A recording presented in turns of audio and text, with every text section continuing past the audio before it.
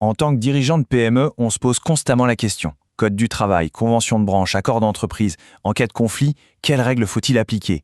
Attention, parce qu'une erreur peut coûter très très cher. L'objectif ici, c'est de transformer ce véritable casse-tête juridique en un levier stratégique pour l'entreprise. Voici notre feuille de route pour y voir plus clair. On va commencer par le problème que tout dirigeant connaît bien. Ensuite, on fera un petit retour en arrière, avant 2017, pour bien comprendre le changement radical qui a eu lieu. Après ça, on attaquera le cœur du sujet, la fameuse règle des 3 blocs, l'outil indispensable aujourd'hui. On verra aussi que l'Europe a son mot à dire dans nos règles. Et on terminera bien sûr avec un plan d'action concret pour sécuriser toutes les décisions.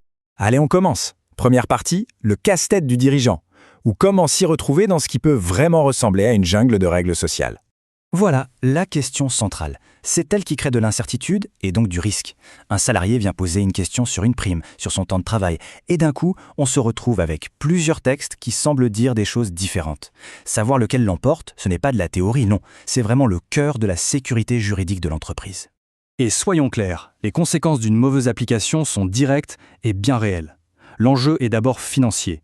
Des rappels de salaire qui peuvent remonter sur 3 ans, des dommages et intérêts, sans même parler du temps, de l'énergie et du coût d'un contentieux au prud'homme. C'est un risque qu'une PME se doit de maîtriser. Pour bien comprendre le système actuel, il est indispensable de faire un petit saut dans le passé. Deuxième partie, avant 2017, le principe était beaucoup plus simple. On parlait d'une pyramide des normes et c'était très visuel. Tout le système reposait sur un pilier, le principe de faveur. La logique était très facile à retenir. Quand 2 textes étaient en conflit, on appliquait systématiquement celui qui était le plus avantageux pour le salarié. C'était le socle du droit du travail français pendant des décennies.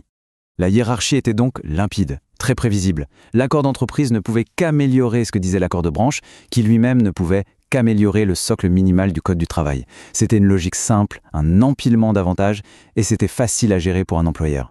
Et puis tout a changé. Troisième partie, 2017, c'est le grand bouleversement. Avec la loi travail, puis les ordonnances Macron, les règles du jeu ont été totalement rebattues.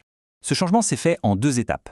D'abord, en 2016, la loi El Khomri a commencé à ouvrir quelques brèches dans ce principe de faveur, surtout sur les questions de temps de travail. Mais le vrai séisme, le tournant majeur, c'est 2017. Les ordonnances Macron ont posé un nouveau principe. Dans beaucoup de domaines, l'accord d'entreprise l'emporte sur l'accord de branche, même s'il est moins favorable aux salariés. Alors, quelle était l'intention du gouvernement? L'objectif était clairement affiché. Donner plus de souplesse aux entreprises pour qu'elles puissent négocier des règles qui soient vraiment adaptées à leur réalité de terrain, à leurs propres enjeux. Forcément, de l'autre côté, la vision était radicalement différente. Les organisations syndicales, elles, ont vu cette réforme comme un grand recul, une véritable inversion de la hiérarchie des normes qui affaiblissait les protections collectives garanties par les branches. Bon, alors, comment on s'y retrouve dans ce nouveau paysage? On arrive à la 4e partie, la plus importante. Il y a un nouvel outil, une nouvelle boussole, la règle des 3 blocs. Si on ne doit retenir qu'une seule chose, c'est celle-ci.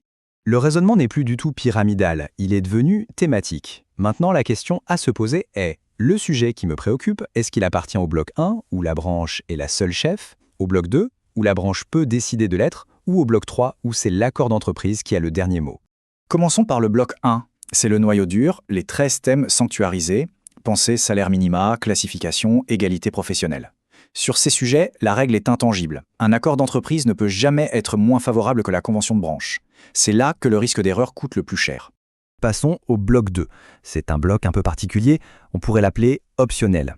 Pour ces 4 thèmes, comme la prévention des risques, la branche a le choix. Soit elle ne dit rien, et l'accord d'entreprise peut prendre la main. Soit elle décide d'activer une clause de verrouillage. Et si cette clause existe, elle s'impose à tout le monde. Le premier réflexe est donc d'aller vérifier ce que dit sa convention collective. Et enfin, le bloc 3. Lui, c'est le domaine de la flexibilité. Il couvre tout le reste.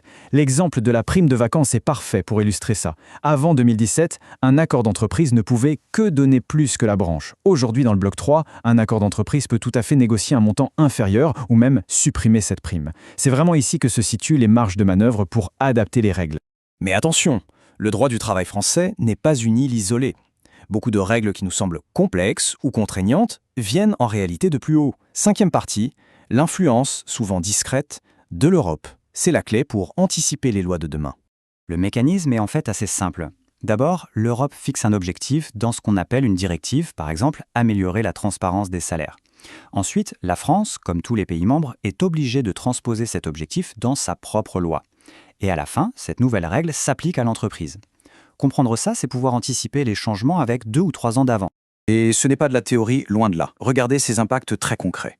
L'obligation d'acquérir des congés payés pendant un arrêt maladie qui a tant fait parler en 2024, ça vient d'une décision européenne. L'obligation qui arrive d'afficher une fourchette de salaire dans les offres d'emploi, c'est aussi une directive européenne. Ce qu'on peut percevoir comme une contrainte purement française est souvent une règle du jeu commune à toute l'Union. Très bien. Mais alors, concrètement, qu'est-ce qu'on fait de toutes ces informations ? C'est l'objet de notre dernière partie, un plan d'action stratégique pour sécuriser ces décisions en 3 étapes simples. Voilà 3 réflexes à adopter. Premièrement, identifier et maîtriser sa convention collective, sa CCN, c'est le document de référence. Il faut être sûr d'appliquer la bonne, celle qui correspond à son activité principale. Deuxièmement, pour chaque sujet, avoir le réflexe des 3 blocs, pour savoir immédiatement qui a le dernier mot. Et troisièmement, anticiper. Gardez un œil sur ce qui se passe à Bruxelles, car les directives d'aujourd'hui sont nos obligations de demain. Au final, la question est là pour chaque dirigeant. Avec ces outils en main, l'entreprise va-t-elle devenir un acteur agile qui utilise la négociation pour gagner en flexibilité, ou bien va-t-elle rester une victime potentielle du risque juridique simplement par méconnaissance des règles ? Le choix est entre vos mains.